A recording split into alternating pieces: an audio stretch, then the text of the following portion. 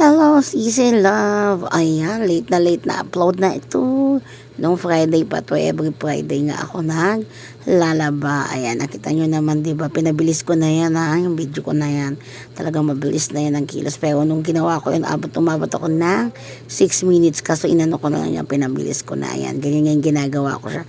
Una, kinukuha ko muna siya dun sa lagay ng labahan namin. Kasi as in, punong-puno na, parang bundok na nga.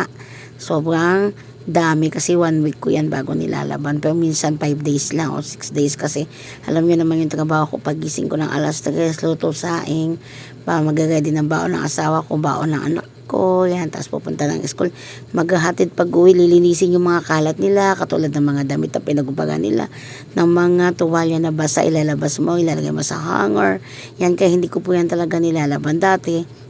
Naglalaba ako every 2 days. Araw-araw ako naglalaba nga. Minsan, pag sinisipag ko. Kaya lang napansin ko, aksaya sa sabon, aksaya sa tubig. Ang laki ng tubig kasi everyday ba naman ako maglalaba. Pero at least, hindi ka tatambak na ganyan kadami. 'Di ba mga mami? Kaya lang, sayang nga yung tubig. Ang laki kasi araw-araw ako naglalaba. Tapos, yung tubig din, sayang din yung powder. Kung isang labahan lang din. Tsaka, hindi ko nagagamit yung washing ko. Tsaka yung dryer ko, talagang kinuha ko lang talaga sila sa Bombay. Para lang may hulugan lang talaga ako linggo-linggo. Alam mo ba yung aking washing, 2019 ko pa yung kinuha bago mag-pandemic. Kailan ko lang yung ginamit, halos 2022 lang kasi may nagsabi nga sa akin na, "Mami, gamitin mo yung mga gamit mo dahil masisira lang yan." Ay oo nga mga sisilab. Nasira nga siya kasi nginatgat siya ng mabait. Sobrang bait talaga. Kasi nga ang ingay-ingay nila dito sa madaling araw, alam nyo naman, 'di ba? Tabi-tabi ang bahay, tapos mayroon pa kaming malapit na kanal, kaya pumupunta-punta sila sa mga bahay, sa bubong sila dumadaan. Tapos napagalitan ko lang sila, sabi nga ng asawa ko, wag ko daw pagalitan kasi magagalit. Ay naku, ilang araw nga lang nagalit, pinutol talaga nila yung wire ng washing ko, halos hindi ko pa nga yung nagagamit. Mabuti na lang may malapit dito sa aming kapitbahay na gumagawa ng washing, pinalitan na lang ni kuya yung wire. Pero yung pinaka talagang bago ng wire, pinutol nila.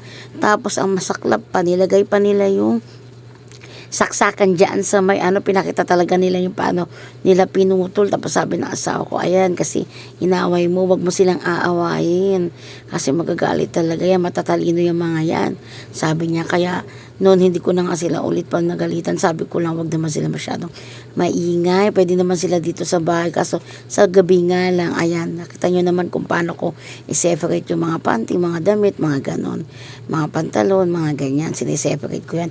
Tapos hindi pa nga ako nakaka-move on maglaba. Meron na naman.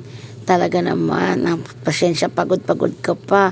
Kasi pag naglalatag ako ng washing sa labas, yan, 4 na palanggana para pagkaahon ng damit, dagat-dagat yun na yung banlaw. Ang pinakalas downy. Dati hindi ako nagda-downy, ngayon nagda-downy ako kasi tag-ulan. Kulob yung sa nampay, hindi talaga siya nasasampay. Tapos yan nga, ginamit ko na nga yung dryer ko kasi nga ang lakas ng ulan. At saka sayang nga naman, hindi nga siya nagagamit. Itong dryer ko, kinuha ko to is 2022. O ngayon ko lang siya ginamit, 2024.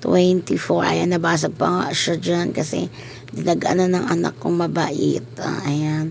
Yan yung mga ginawa ko pag Friday. Pag Friday po talaga mga sisilab ako naglalaba kasi pag Sabado marami pong gumagamit ng tubig. Ilan po kami dito nangungupahan? 6. So sobrang hina po ng tubig pag nagsasabay-sabay kami. Baka imbis na umaga mananghali ka lang matapos na ko, baka gabihin ka pa. Kasi pag nagsabay-sabay ng gamit, mga sisilab, yun lang.